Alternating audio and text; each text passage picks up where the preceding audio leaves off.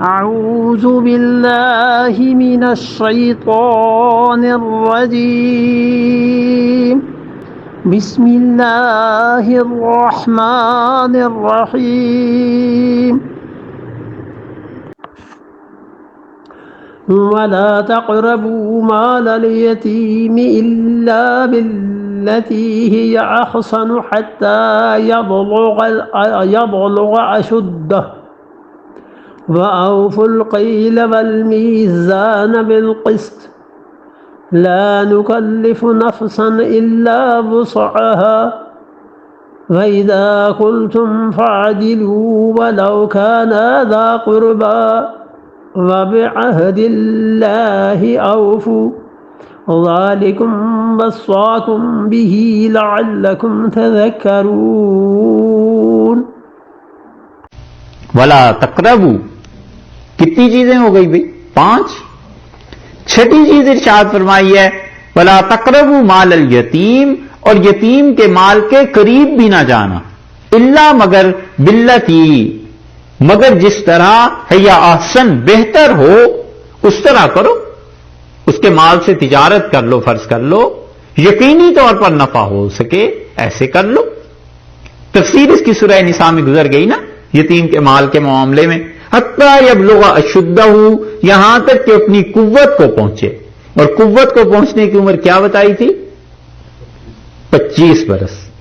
واہ بھائی خوب یاد ہے غیر حاضریوں کے باوجود. حتی یبلغ اشدہ، یہاں تک کہ وہ یتیم بچہ اپنی قوت کو پہنچے. 6 چیزیں ہو گئی.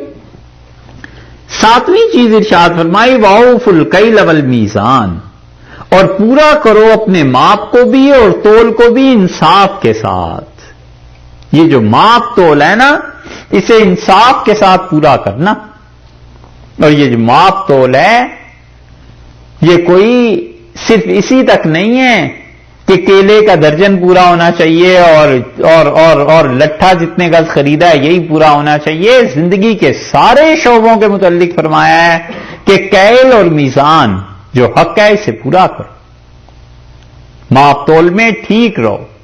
حضرت عمر رضی اللہ عنہ نے ایک آدمی کو دیکھا اور اس نے نماز جلدی جلدی پڑھی تو حضرت عمر رضی اللہ عنہ نے یہی آیت اسے سنائی اور انہوں نے کہا یہ جو اللہ کا حق بنتا تھا یہ تم نے حق کو چھوڑ دیا ہے، تمہیں چاہیے تھا نماز پوری طرح پڑھتے، اللہ کا حق ادا کرو. اور موطا میں یہ روایت لکھنے کے بعد امام مالک رحمت اللہ علیہ لکھتے ہیں کہ زندگی کے ہر شعبے کے لیے ہے یہ چیز کہ انسان اس میں جو پیمائش ہے اس کو پورا کرے. کمپنی ہے وہ کہتی ہے 8 گھنٹے ڈیوٹی دینی ہے، اس 8 گھنٹے کو پورا کرے، وگرنہ یہ اس آیت کے خلاف ہو جائے گا، اس نے اپنا حق ادا نہیں کیا.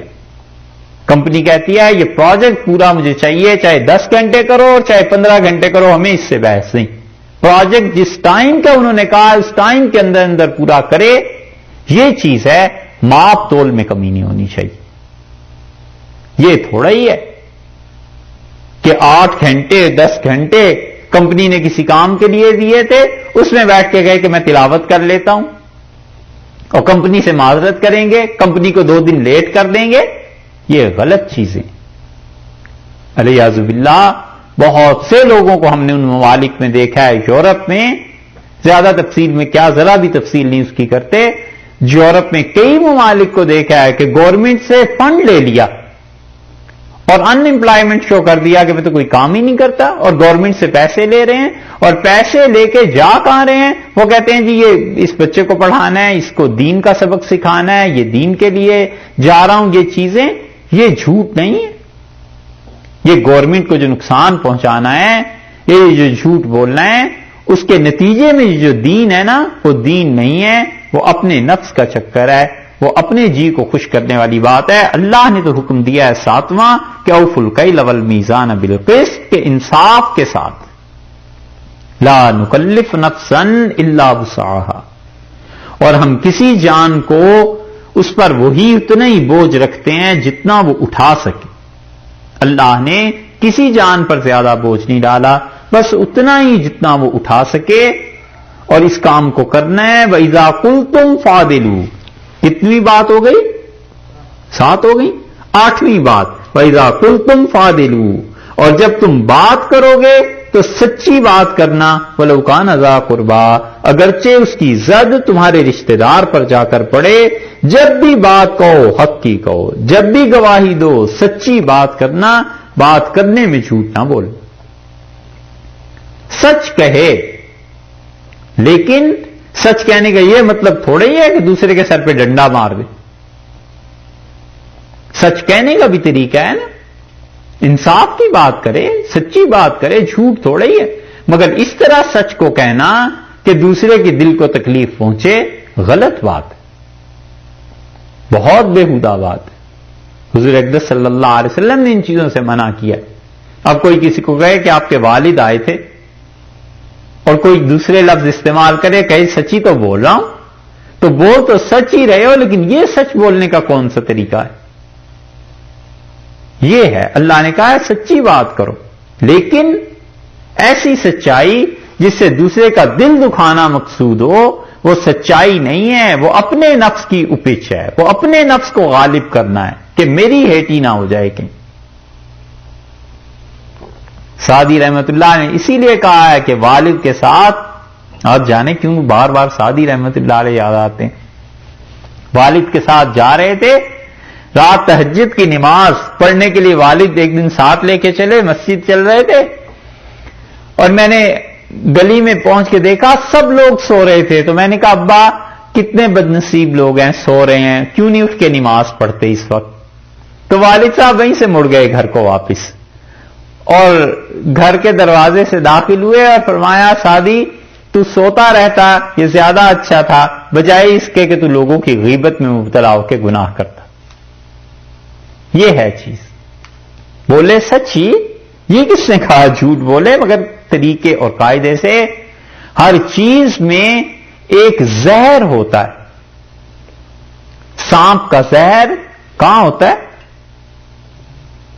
ہے؟ کے دانتوں میں ہوتا ہے نا. بچھو کا زہر اس کی پشت میں، پیٹھ میں ہوتا ہے نا. انسانوں کا زہر اس کی زبان میں ہوتا ہے. اسی لیے اس زبان سے دوست بھی بن جاتے ہیں، اس زبان سے دشمن بھی بن جاتے ہیں.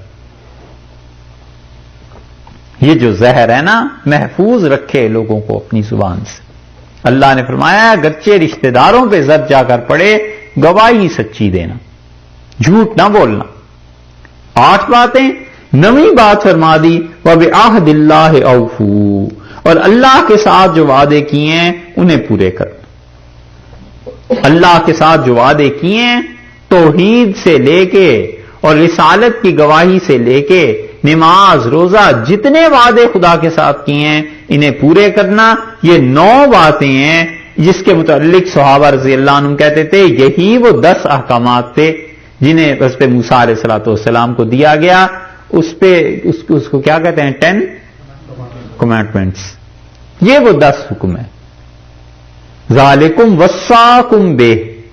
اور یہ ایسی چیز ہے یہ تم کو کہہ دیا ہے لعلکم تذکرون، دھیان رکھو اس چیز کا. پہلے فرمایا ہے عقل سے کام لو. دوسری آیت کے آخر پر فرما دیا ہے کہ دیکھو اس کا دھیان رکھنا.